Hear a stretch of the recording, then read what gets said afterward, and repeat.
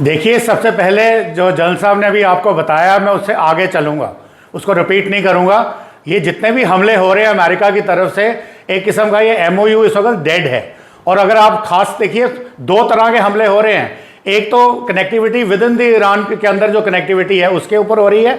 Secondly जो connectivity Pakistan से आ रही है, चाहे छाबार पोर्ट हो या आपका बलूचिस्तान से जो लैंड रूट्स हो या रशिया की तरफ से सी रूट्स हो कैस्पियन सी में, और या फिर जो डायरेक्ट रेल लाइन चाइना से आती है उनको उड़ाया जा रहा है। इस तरीके से ईरान को वीकन करने की पूरी कोशिश की जा रही है, इकोनॉमिक प्रेशर पूरा बनाया जा रहा है। और ये सब इसलिए है क्योंकि अमेरिका जो है वो यहाँ पे ग्राउंड ऑफेंसिव नहीं लॉन्च कर सकता, ये ईरान का सोचना है और वो उन्होंने इसको ज्यादा खींच लिया है। अभी शायद अमेरिका भी अपनी तैयारी कर रहा है, जो उसका सेकेंड एयरबोर्न डिवीजन वो रेडी है खरब आइलैंड के ऊपर कब्जा करने के लिए। और मगर उसमें जो प्रॉब्लम उस वक्त आई थी कि टाइम चाहिए था 3 महीने का, या बॉडी बैग्स की प्रॉब्लम थी, जो उस वक्त जो आंकलन किया गया था वो अभी अमेरिका ने अपनी स्ट्रैटेजी बदली है। उन्होंने बोला है कि हम इसको अटैक करेंगे, इनको इतना वीकन कर देंगे कि हमारा जो ग्राउंड ऑफेंसिव अगर स्टार्ट होता भी है या एयरबोर्न डिवीजन वहां पे जाकर के ऑक्यूपाई करता भी है ग्राउंड के ऊपर,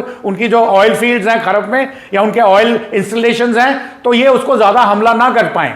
तो इसलिए उस हिसाब से आज छठा या सातवां दिन है जब अमेरिका कांस्टेंट हमले कर रहा है। दूसरा, अमेरिका ने यह भी बोला था कि straight of Hormuz is open, और हम सारे शिप्स को बोल रहे हैं कि आप अपनी आवाजाही शुरू कीजिए। जो आज सुबह का अल जजीरा पे आंकड़ा मिला है, शायद 18 शिप्स बाहर आए हैं और शायद 11 इनबाउंड भी थे।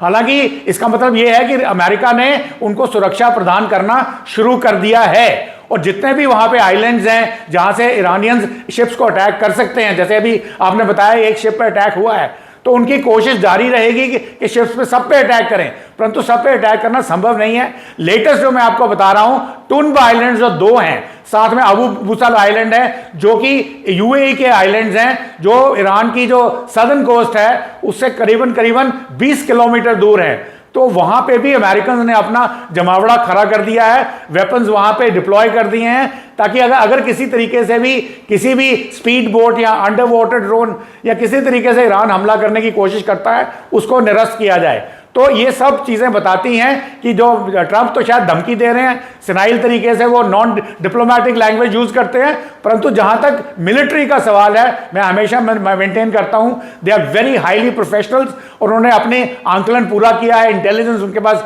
पूरी है, CIA मोसाद एक्टिव हैं। और मैं कह रहा हूं ये ईरान के लिए बुरी खबर है, बल्कि मैं पहले दिन से बोल रहा हूं कि ईरान के ऊपर जो उनके पास स्ट्रेट ऑफ हॉर्मुज़ का ज्योग्राफिकल एडवांटेज है उसको वो अपने फायदे के लिए यूज करें, ना कि उल्टा।